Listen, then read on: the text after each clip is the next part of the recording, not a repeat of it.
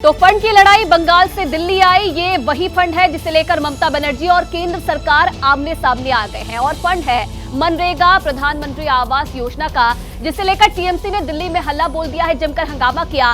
कृषि भवन से लेकर सड़क से लेकर टीएमसी के सांसद, विधायक और मनरेगा मजदूर हक की मांग कर रहे हैं, लेकिन बीजेपी ममता सरकार पर घोटाले का आरोप लगा रहे हैं।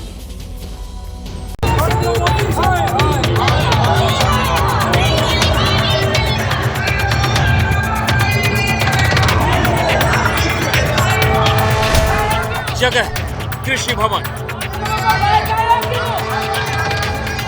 प्रदर्शन टीएमसी, मुद्दा MNREGA fund, action Delhi police, high voltage drama. ये तस्वीरें सामने आई दिल्ली के कृषि भवन से, जहां दिल्ली पुलिस का ताबड़तोड़ एक्शन देखने को मिला। धरने पर बैठे ममता बनर्जी के भतीजे अभिषेक बनर्जी को पुलिस ने हिरासत में ले लिया। पुलिस टीएमसी सांसद महुआ मोइत्रा को भी जबरन उठाकर ले गई। दिल्ली के एक्शन के बाद ये सभी नेता केंद्रीय ग्रामीण विकास राज्य मंत्री निरंजन ज्योति से मुलाकात करने पहुंचे थे, लेकिन मुलाकात नहीं होने पर धरना प्रदर्शन करने लगे। इसके बाद पुलिस एक्शन में आई और सभी को हिरासत में लेकर किंग्सवे कैंप ले गई। हालांकि कुछ देर के बाद इन्हें छोड़ दिया गया, जिसके बाद अभिषेक बनर्जी और महुआ मोइत्रा ने दिल्ली पुलिस पर गंभीर आरोप मढ़ दिए।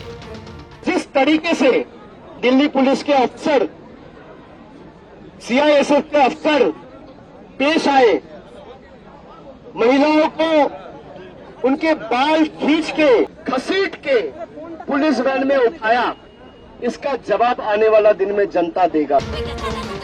अपने पार्टी के नेताओं पर हुई कार्रवाई पर पश्चिम बंगाल की सीएम ममता बनर्जी भी भड़क गईं।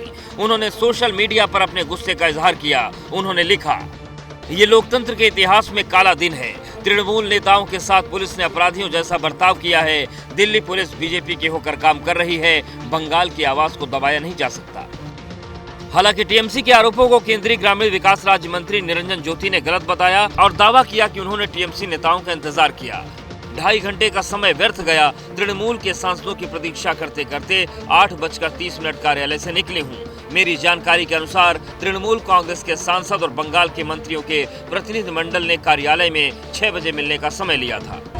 दरअसल पूरा विवाद मनरेगा के फंड को लेकर है। टीएमसी नेता मनरेगा मजदूरों और भवन निर्माण योजनाओं के लिए फंड देने की मांग कर रहे हैं। टीएमसी का आरोप है केंद्र सरकार पश्चिम बंगाल को फंड नहीं दे रही है। मनरेगा और प्रधानमंत्री आवास योजना का 15,000 करोड़ रुपए केंद्र पर बकाया है। 55 लाख घरों का निर्माण काम रुका हुआ है।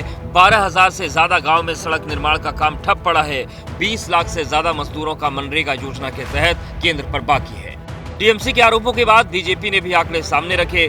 बीजेपी ने पश्चिम बंगाल में 1 करोड़ से ज्यादा फर्जी जॉब कार्ड होने का दावा किया। साथ ही यूपी और एनडीए के सरकार के दौरान फंड जारी होने का आंकड़ा भी रखा। 2009 से 2012 तक यूपीए सरकार के वक्त राज्य को 14,985 करोड़ दिए जाने की बात कही, जबकि एनडीए के समय 54,150 करोड़ रुपए राज्य को भेजे जाने का दावा किया। ये पार्टी गुंडाओं की पार्टी है। इसका 3 एजेंडा है। एक परिवारवाद, दूसरा भ्रष्टाचार और तीसरा अपीजमेंट, तुष्टीकरण। कितना लेटर मिनिस्ट्री में लिखा है। टीएमसी का प्रदर्शन 2 अक्टूबर से शुरू हुआ था। पश्चिम बंगाल से मनरेगा मजदूर, मंत्री और सांसदों ने जंतर मंतर पर प्रदर्शन किया था और राज्य की समस्या बताई। पॉलिटिकली लड़ाई है करो, लेकिन गरीब जो 2 करोड़ 65 लाख हमारे यहाँ जो 100 दिन के काम के कारीगर हैं, उनको तुम वंचित मत करो।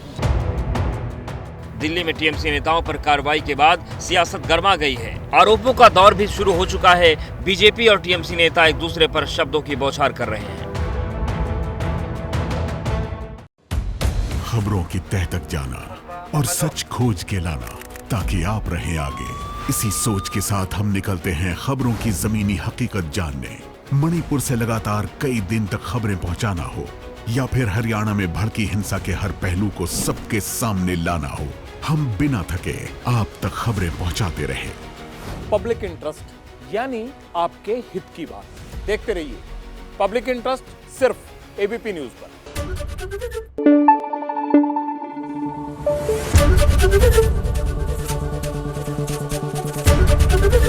एबीपी न्यूज आपको रखे आगे।